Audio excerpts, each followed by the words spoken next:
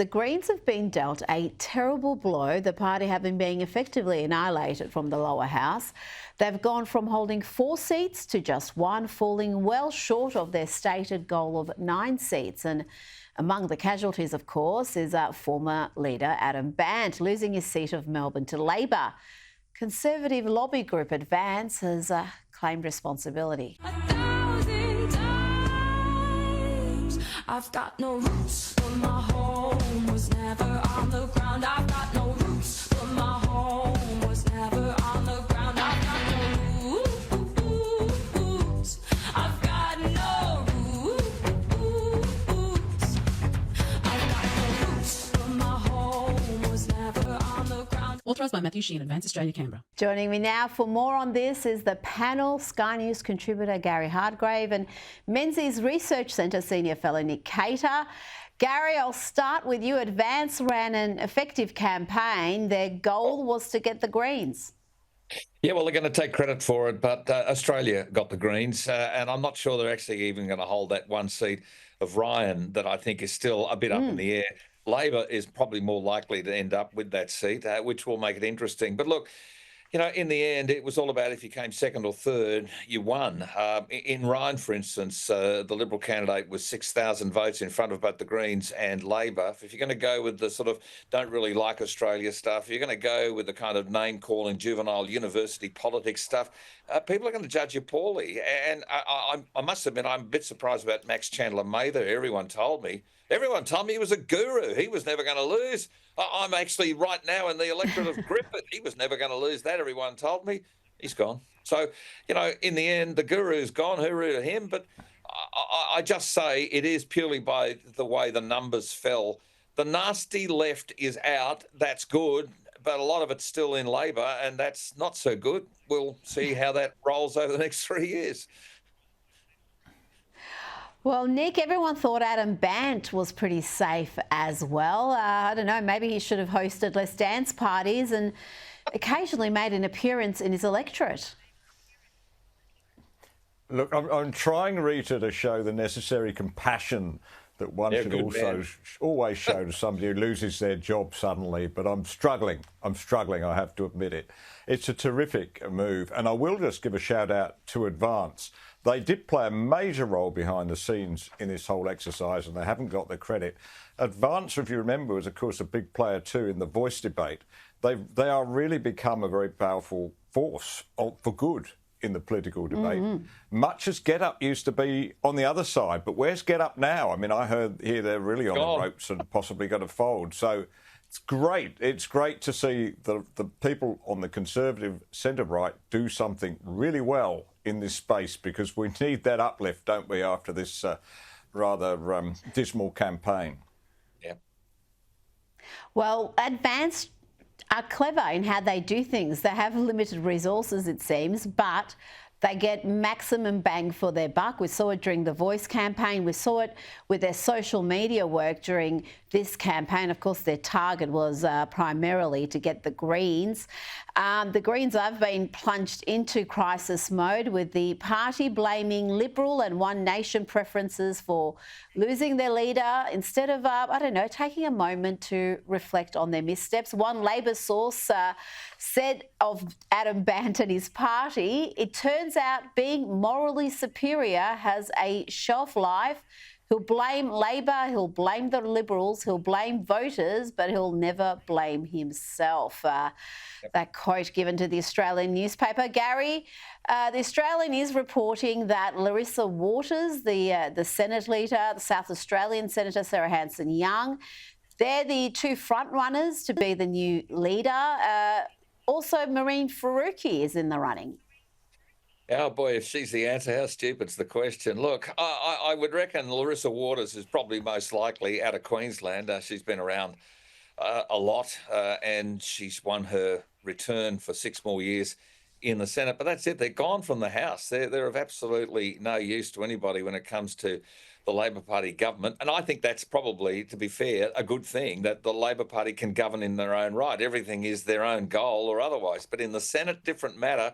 And the Greens will try and tear them further to the left. We'll probably see more taxes on super, unrealised capital gains tax, taxes on housing, all those things the Greens have been hoping and are wishing for years, because the Labor left, which is half the caucus, is going to go mad during this term.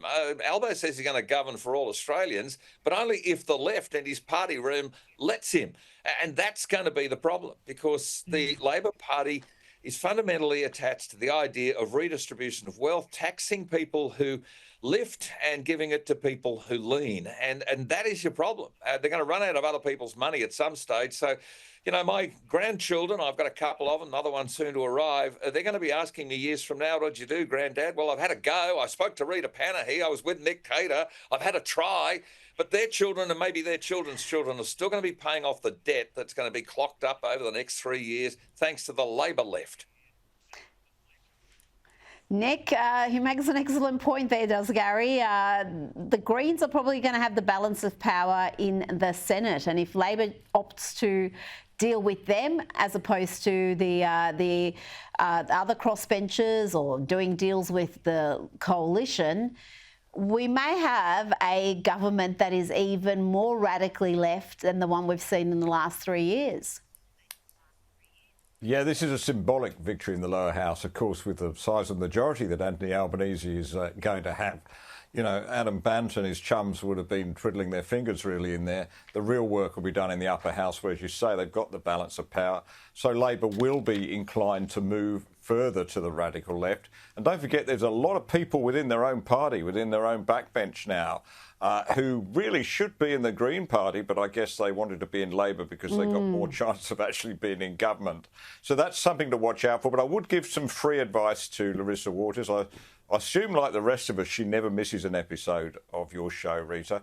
But my advice is this: get back to the tree hugging. You know, I mean, I don't think I ever saw eye to eye with the Greens, but they were a much nicer bunch when they're actually trying to save nature, which we'd all like to do, and do it without fear or favour. So when they're bulldozing bits of native forest to put up, you know, wind farms, you should be out on the streets. You should be out lining in front of the bulldozers for that. Let's see this old-style Bob Brown. I never thought I'd be yearning for the return of Bob Brown, but please, that's where they should be going. Oh, yes, we miss Bob Brown these days. Now, the Senate battle for Tasmania's 2 remaining seats is heating up. Jackie Lambie and Lee Hansen, that's Pauline Hanson's daughter, Lee Hansen, among the 4 remaining candidates. 2 seats have already gone to Labor, 1 to the Liberals and 1 to the Greens. Amid the Senate battle, Pauline Hanson has hit out at Lambie, saying that she votes with the Greens or the Labor Party and she doesn't have any idea about the policies. Nick, I'll start with you. Jackie Lambie has provided me with plenty of content, particularly for lefties losing it, but will she be much of a loss if she doesn't make it? Oh, it should be a loss to your show, Rita, but not to the Parliament. In fact, and I don't know Pauline's daughter at all, but I just take it that if she's a chip off the old block, I think I'd rather have her. It's nice to see Pauline Hanson. She's behaving like a soccer mum, isn't she? She's sort of, you know, like you go to these kids' soccer games and the parents are yelling from the touchline. It seems to me what she's doing here, but good on her, and good on her daughter for having the courage to stand, and good on the Tasmanian people for recognising somebody who will really represent their interests, as opposed to somebody who votes with Labor, Greens, whoever, and just looks always rather wild and angry. And just makes some of the most demented comments I have heard. Remember when she wanted to lock up Elon Musk for having free speech on X? I mean, incredible antics.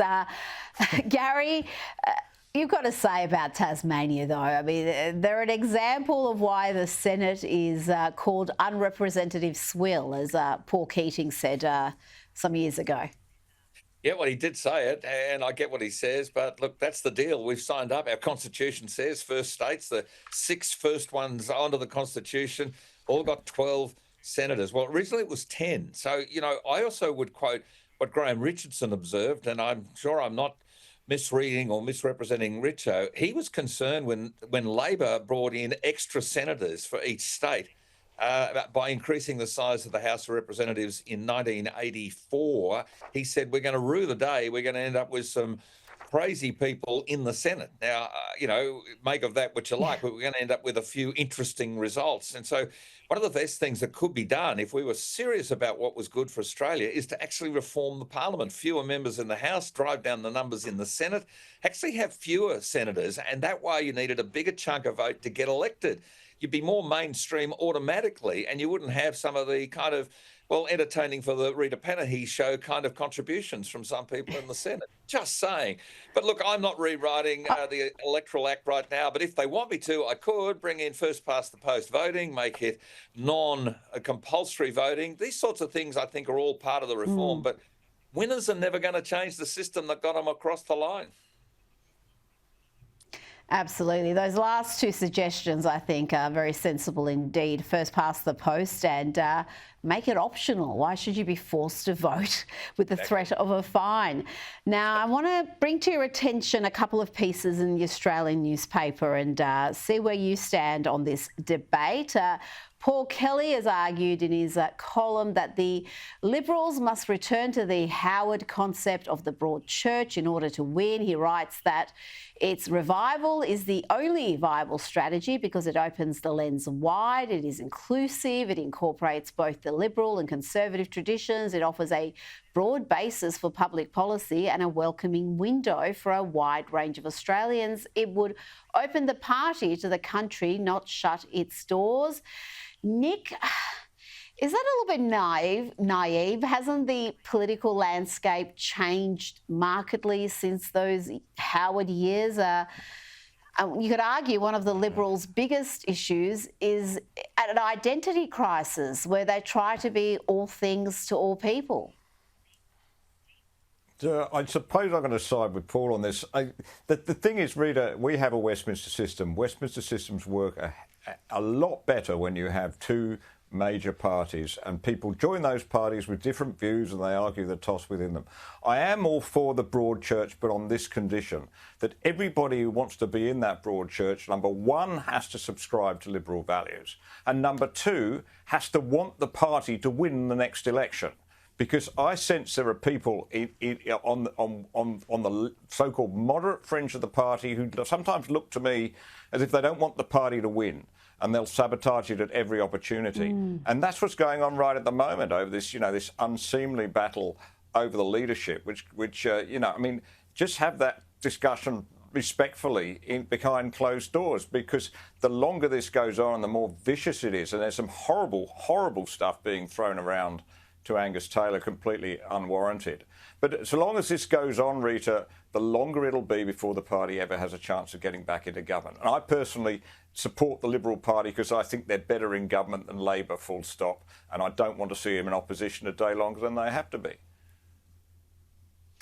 Well, you say you disagree with my take, but what you're arguing for is, I think, some sense of uniformity within the party. Obviously, you're going to have people with different passions, different points of view. But if they have to subscribe to the Liberal position and they have to be disciplined and loyal, then that is very different to the sort of broad church we have seen in recent years, where there is the infighting, the moderates trying to get rid of the Conservatives, the white-anting that's happened. And I've got to say, this piece by Janet Albrechtsen in The Australian is, I think, far more sensible advice. She argues that without a firm foundation of values, a political party is just a house of cards, and that instead of the Liberal Party running from the culture wars, they need to embrace them. She writes, everything is about culture. What kind of country do you want to be? If Liberals don't start embracing that, explaining policies through the prism of what kind of culture we want, they may as well fold their tent and save donors a heck of a lot of money. Gary, how do you see it? What is the path forward for the Liberals? How can they become electable again after this catastrophic result? They've got to stand for stuff or they'll fall for everything. And look, I understand Nick's point, and I also understand Paul Kelly's point. And in theory, the concept of the broad church is okay. But my caveats are this. you've got to have purpose, you've got to have passion, you've got to have vision, you've got to be authentic. And so they can have a broad range of personalities, a broad range of policies, positions, and I guess a broad range of, moderate to more conservative views exercised. But in the end, you've got to actually galvanise all of that for a purpose. And the purpose has to be Australia. And so the Liberal Party desperately needs that kind of strength of leadership. When Sir Robert Menzies was around, the leadership was against the extreme left, the communists. He took all of that on. I remember reading Jim Killen's first speech in early 1956. I wasn't around, but I read it years later, where he was talking about the fight between mainland China and free China, Taiwan and China. He was right onto the whole kind of threat of the Reds that were coming for us, the way that society would change. John Howard equally also galvanised Australians for a purpose. So a broad church got behind a leader, and that's what we need. We need to have a strength of leadership, authenticity, values-based, to Janet Albrechtson's excellent point, values-based, and to own the Australianisms associated with everything. Stop the world trying to interfere with us. Make Australia for Australia. Make it great again. Can I say that? I mean, you can do it. Why are we getting so scared at every first bit of criticism from the left? Well, this seems to be the problem. They're so terrified of some sort of media backlash from people who will never back them in the activist class, academia. And they're scared to actually have an authentic, principled, strong position that is dramatically different to Labor. And we saw that at this election. We saw them go with this small target strategy. It was a disaster, and yet you've got all these hacks in the media telling them to do more of that, to veer even more to the left, to try to appeal to voters who are never going to back them. Exactly. Gentlemen, Gary Hardgrave, Nick Cater, thanks for your time tonight.